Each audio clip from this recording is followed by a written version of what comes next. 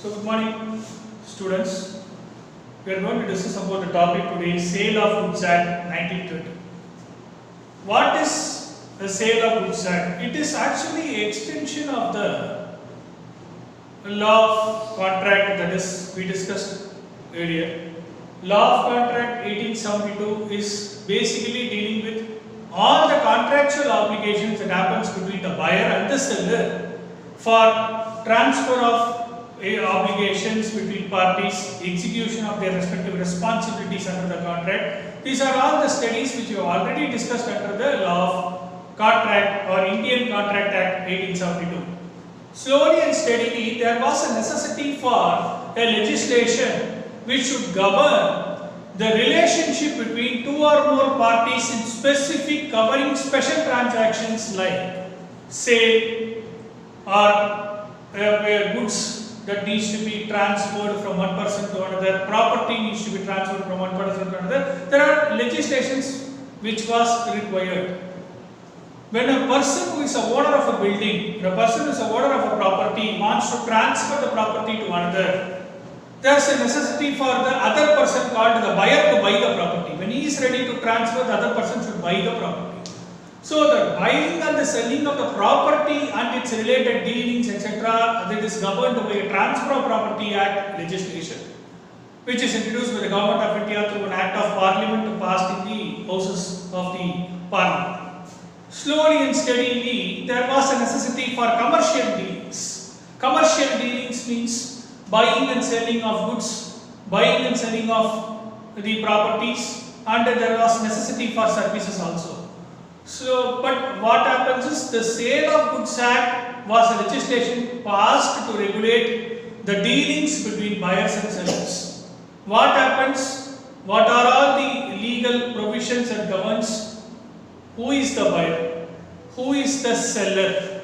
What are all the responsibilities of the buyer? What are all the responsibilities of the seller? What is the need and why there is a need for a price, which is called consideration? What are all the essential elements of the contract for sale that is going to be executed between the buyer and the seller? Is it necessary to have two parties? What happens if the seller doesn't deliver to the buyer after receiving the money, but he doesn't deliver the goods to the buyer? What happens if the seller delivers the goods but the buyer doesn't pay the price? So we call it as an unpaid seller. Because seller is now unpaid but he has already delivered the goods. He is not paid for the goods. What are all his obligations? What happens if the buyer and the seller do not have good relationship? What happens if the contract is broken, the seller and the buyer? What are all the legal implications? We call it as a breach of contract of the sale. So these are all the various situations and circumstances which needs to be addressed, and just having Indian Contract Act 1872 doesn't going to solve this purpose. When there is a commercial dealing of buying and selling between parties, there is always a necessity to have a separate legislation to deal with all the matters that we discussed right now. So that is called the Sale of Goods Act 1930, which was passed as a legislation. In Sale of Goods Act, as I say, sale. So you need to first remember what is a sale. Sale means virpanai. In Tamil we call it as a virpanai. In English what we say is a transfer of goods from one person to another person. There is a transfer of ownership from one person to another person. So what are all the things which we need to discuss? As per provisions of Sale of Goods Act 1930, sale definition. A contract where, so it tries to explain the situation, where seller agrees to transfer property in the goods for a price. So here what happens is you need to be very clear about the definition that is being said. Contract, so obviously it is a contract. So the emanating point, the initial point is an agreement or a contract that exists between the buyer and the seller. So there has to be a contract in place. And in pursuance to the contract, the seller is going to transfer. He is going to give away his ownership. He is going to execute a transfer mode where he is going to transfer his own property to another person. Or it is immediate, or he is going to agree to transfer. at a later point of time or may be subject to fulfillment of certain conditions is going to transfer. First is there is a contract, and then comes a term seller, the person who is selling the goods. Then he is going to transfer, means he is going to execute his ownership, transfer of the ownership or the title. Okay, the mode is called transfer, which is present or agrees to transfer, means at a future point of time he can also transfer. He can transfer at present or at future. Property in the goods. Property means ownership. This goods, I am the owner, I am going to transfer or agree to transfer the ownership of the goods for price. Price means consideration. The money or the money's worth for the goods. Okay. So these are all the important elements in the sale. As per definition of the Indian Sale of Goods Act, the contract where seller transfers, agrees to transfer the property in the goods for a price. You have to divide this and then study so that it is easy for you to remember the elements. Contract where the seller transfers or agrees to transfer property in the goods. Divide that and then for a price. So these are all the 5 different parts. You need to slowly, steadily, initially assimilate these definitions in your minds and then grasp the concepts. It is very easy for you to formulate the definitions of the sale. So when you come to sale, there are essential elements involved in the sale. What is essential elements involved in the sale? These are absolutely essential for a transaction to be regarded as a sale. So what are the things which are absolutely essential? There are 2 parties. First is there are 2 parties. There must be 2 parties involved in the contract. Without 2 parties, there cannot be a sale. I cannot make a sale to myself. I am the seller. The other party has to be the buyer. I am the buyer. The other party has to be the seller. So at any point of time, there should be 2 parties involved in the contract. And if one of them is a party, there is no other party. There is no sales. I cannot make a sale to myself. I have to sell to other person. So there has to be minimum 2 parties. And one of them is the buyer, the second one is the seller. Second, goods. The term goods, as per Indian Sale of Goods Act, has been clearly demarcated into different elements. And slowly we will go and study when we go into the goods and types of goods, we will slowly go into that part. But essentially, for this moment right now, we will just say goods.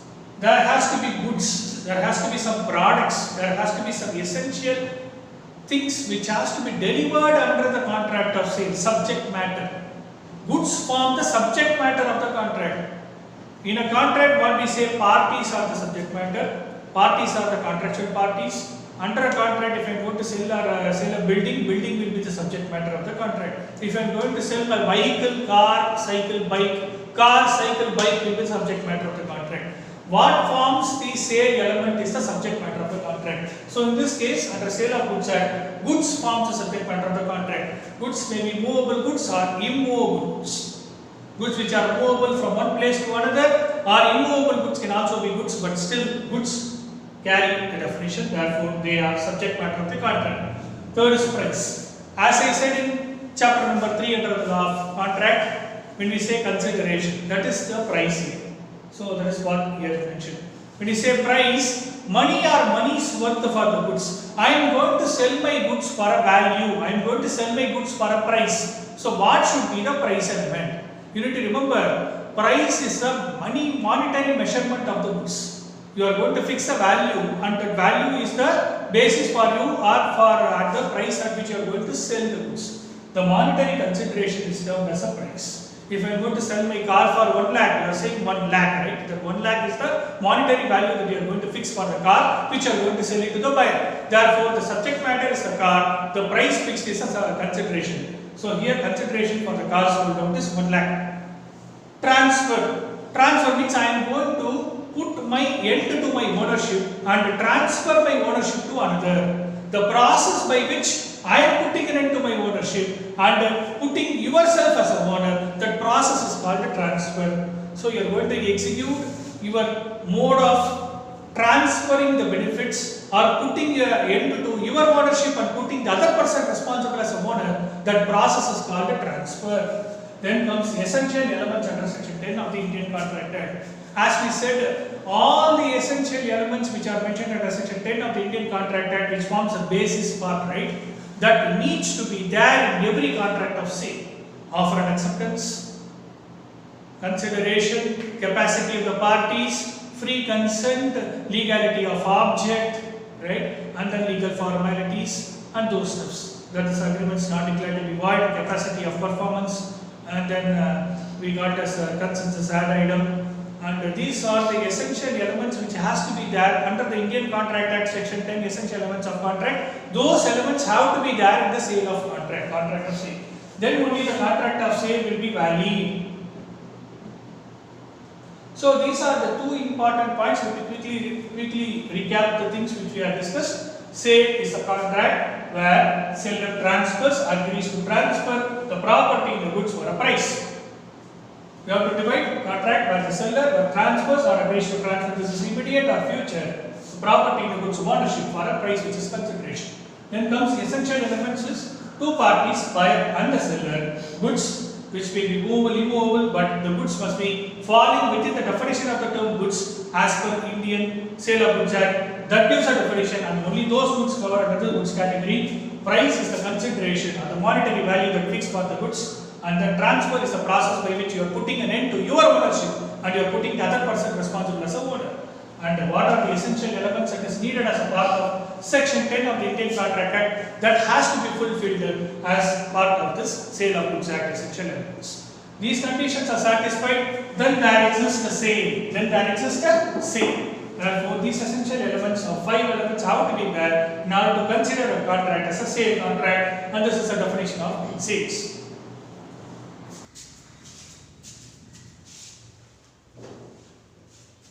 Okay, so next topic we are going to discuss about is the difference between sale and agreement to sell. As we said, the Sale of Goods Act not only deals with the sale contract, it also deals with a peculiar term called agreement to sale.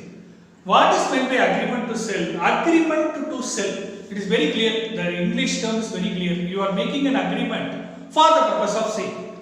The sale may take place tomorrow, day after tomorrow, even after a month or after a year, depending upon the quality of the goods, the stages in which it is manufacturing, or the money position, etc. So there are several factors and features which are inducing this, but still, sale and agreement to sell are the two important concepts which are enunciated in the law of sale of goods. Agreement to sell as such, it is an agreement that is being put for the purpose of making a sale. The agreement is entered now, but the sale may take place at a future point of time. So there is a transfer of ownership at a later point of time. The ownership, possession, etc. gets transferred at a later point of time, but the agreement is entered into now for a sale to take place in the future. That is called agreement to sell. Clear? Whereas sale is immediate. So these are the 5 important points. If you see, if you want to enunciate and you want to write an answer on sale versus agreement to sell, very clearly you can write down these points. I have clearly put that on the board. You have to just mention this. This is enough to be very clear, so that examiner understands and able to understand the concept between sale and agreement to sell. Sale is immediate. That is why it is called present. It is right now done. If I am going to make a sale of 1 lakh worth of car to B, A is going to sell his car to B for 1 lakh. So it is an immediate transaction. You are going to transfer the possession immediately. So it is an immediate transaction which is called present. Whereas sale is going to take place at a future, but the agreement is put now for a future transaction. Agreement entered now for a future transaction. That the sale is to take place at a future point of time. Therefore, the date of the sale relates to the future, it is called agreement to sell. The date of sale relates to the present time, it is sale. Sale, agreement to sell. Sale is immediate, agreement to sell is future. Second point is, sale is only for specific goods. For example, if I have a car which is already identified, which is presently available, I can make the sale because the goods are with me. I know, I am personally seeing the goods. The goods are visible, the goods are tangible, the goods are in my possession or somebody's possession. So whoever wants to sell, they know the goods are visible, they are available at present, so they can make a sale. So sale is available for specific goods, identified goods and present goods. Whereas agreement to sell is for future goods. The difference between this is, I will take a simple example. Whenever you order an item in Amazon or a Flipkart or a Snapdeal, right?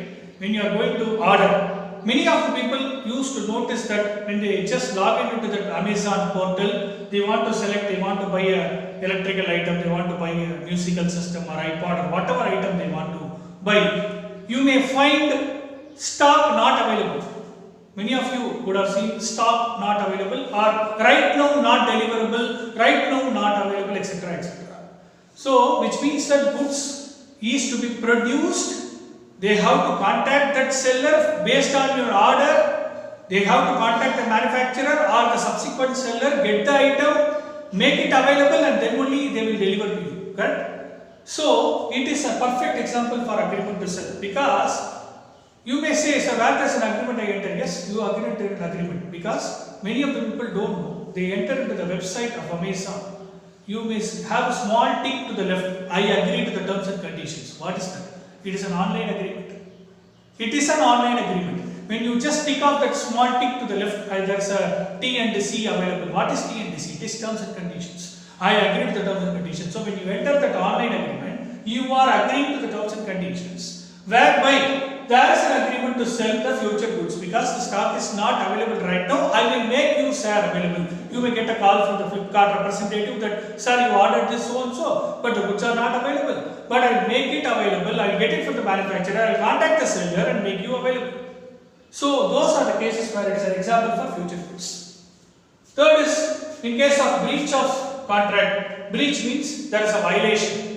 Where there is a contract between the seller and the buyer, but there is a violation. There is a, both the parties are not fulfilling their obligation, or one party not fulfilling, the other party not fulfilling either case. There is a breach of contract. In that case, what happens?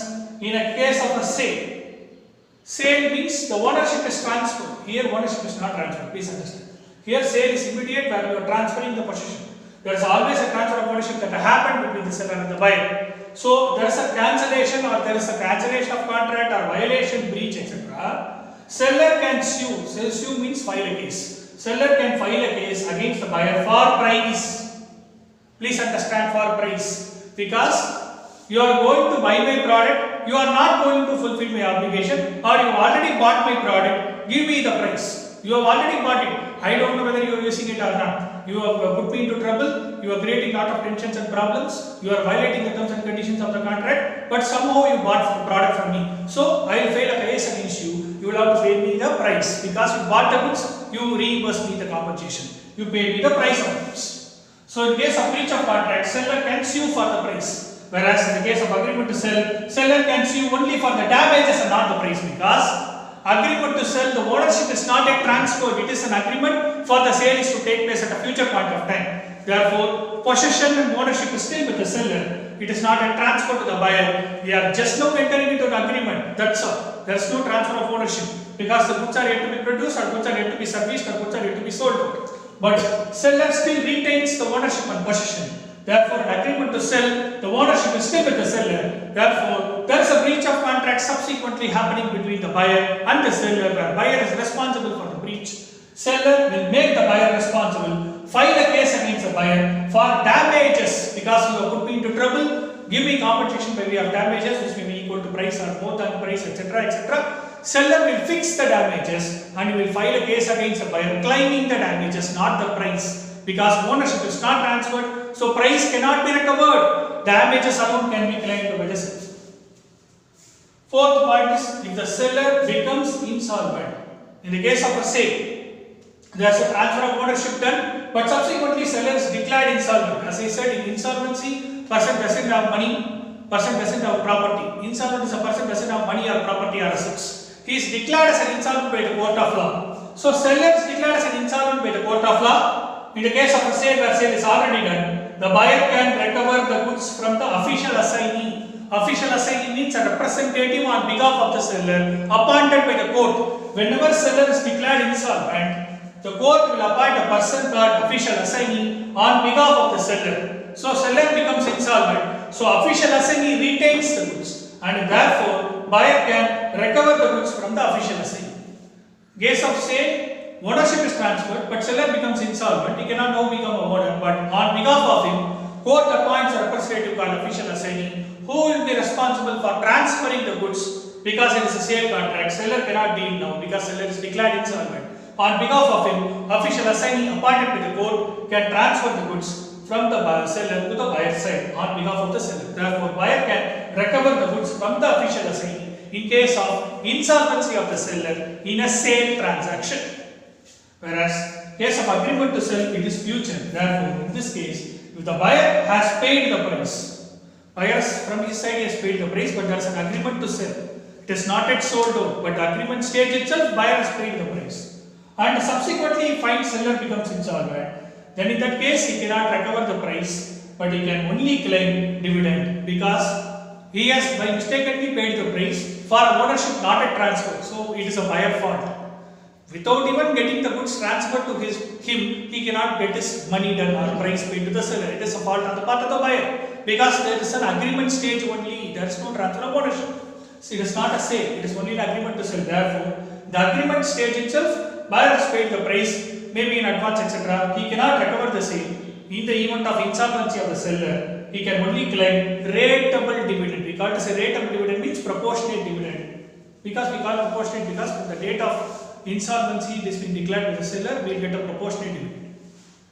Last is risk of loss. In the case of sale, there is always a risk of loss which falls on the buyer.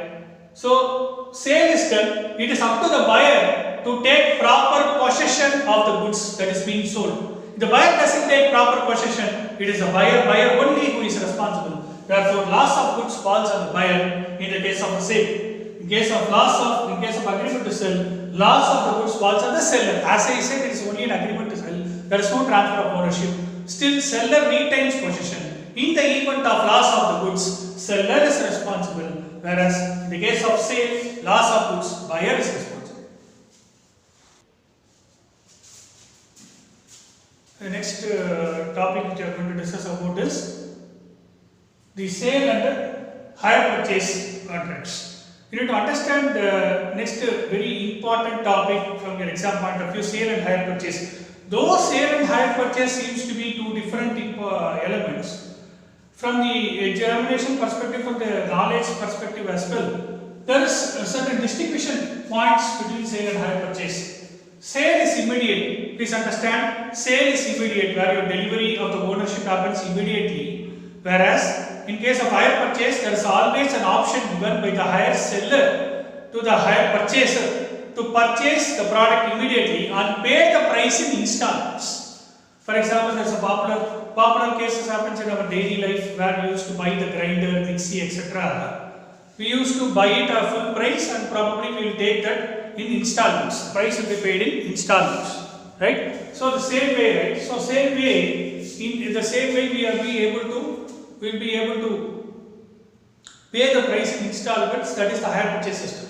So primary difference between sale and hire purchase is that sale, the seller and the buyer are the parties. The parties to the sale will be seller and the buyer. Please understand, there are two parties, seller and the buyer. Whereas in the case of hire purchase, we call it, instead of seller and buyer, we call it as a hire vendor, hire purchase. Hire vendor and hire purchase. So there are two parties. Second is, position of the buyer is that of the owner. In case of a sale, when I make the sale, seller transfers the ownership. So ownership passes from the seller to the buyer. So automatically the buyer becomes the owner of the goods. Whereas in the case of hire purchaser, once he buys the goods from the hire vendor, we call it as a hire vendor, as a seller, hire purchaser as the buyer. This is a terminology, right? So here, the purchaser who is buying the goods on hire purchase from the hire seller or hire vendor, when he buys the goods, his position is that of a bailee. He is not the full owner until the payment of the last installment. He doesn't acquire ownership. Whereas in the case of sale, once the payment is made for the price, immediately he becomes the owner. Whereas in the case of hire purchase, till there are last installments paid, until then hire purchaser, even though he has the product in his hands, he will be a bailee. He will not be the owner. He will be a bailee. He has to take care of the goods as a bailee. What he will do? He will take care of the goods of the bailiff, take care in the ordinary manner, as if treat his goods as if his own goods, take due care, caution of them, see that it is not getting destroyed. Those are responsibilities applicable for a hire purchaser. Even though he bought the goods from the hire vendor, please remember students, he is going to take care of the goods as a bailey because he will not acquire ownership until the payment of the last installment. Assuming the price of the grinder is 10,000, there are 10 installments, so 1,000 each. Until the payment of the last installment of 1,000, that is the 10th installment of 1,000, the person who is purchasing the grinder will never become the owner of the grinder, because on the 10th installment paid, the 10,000 gets fully knocked off, and then only he becomes the owner of the property. So that is the difference between hire purchase and the sale. Third is, buyer cannot terminate the contract, as such is bound to pay the price. In the case of a sale, buyer and the seller are the parties, as you know. But in the case of a sale, buyer can never terminate the contract or put an end to the contract, because it's a sale contract.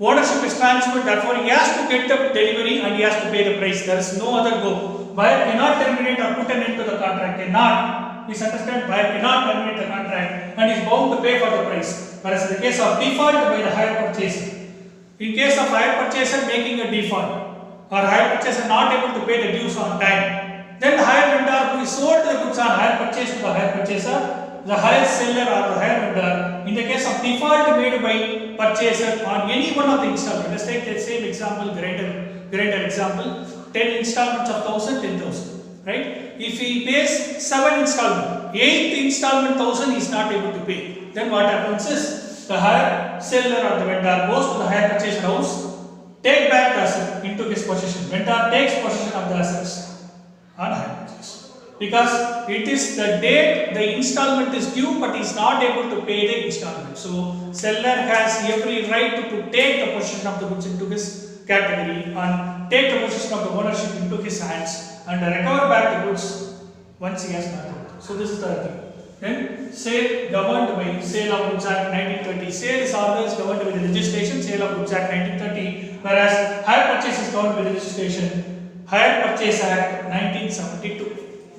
Then last is price paid by the buyer is in full or installments. As and when there is a contract between the seller and the buyer, seller may ask the buyer to pay either the full price or may ask to pay in installment also. Whereas in the case of hire purchase, installment is the only mode of payment and installment consists of principal and interest. The reason why I am more specific in this point is, the buyer makes the payment of 10,000 in full, he becomes the owner of the grinder, as I said in the grinder example. In case of sale, seller makes the grinder of 10,000 sale to the buyer, buyer makes a payment of 10,000 in full, he becomes the owner of the grinder. Whereas in the case of installment, this 10,000 will be the principal, on top of that interest will be levied, and each and every installment consists of two portions. One is principal of 10,000 plus interest at the rate of 4 or 5%, whatever is applicable as per the normal market rate of interest that will be levied by the hire vendor. So installment will be 10,000 plus interest, whereas here the price will be only 10,000 because there is no installment.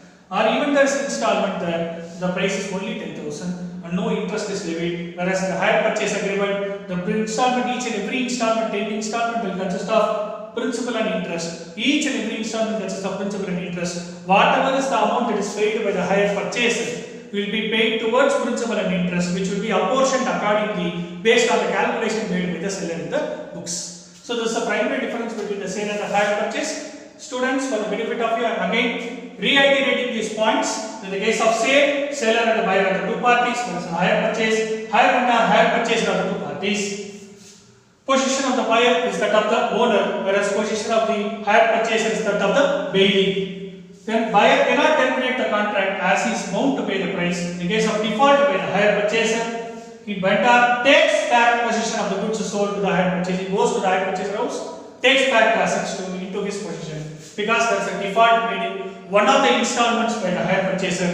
Vendor takes back the possession of the goods. Then sale governed by the Sale of Goods Act 1930, whereas hire purchase governed by Hire Purchase Act 1972. Last is price paid by the buyer in full or installments. There will be full payment or installment payment, whereas hire purchase installment consists of principal plus interest portion, which is always two category portion. So whatever payment that is made by the hire purchaser is towards principal and interest. So that will be payment made by the hire purchaser will be apportioned to principal portion, interest portion as per relevant calculation done by the seller in his books. So this is the difference between sale and hire purchase.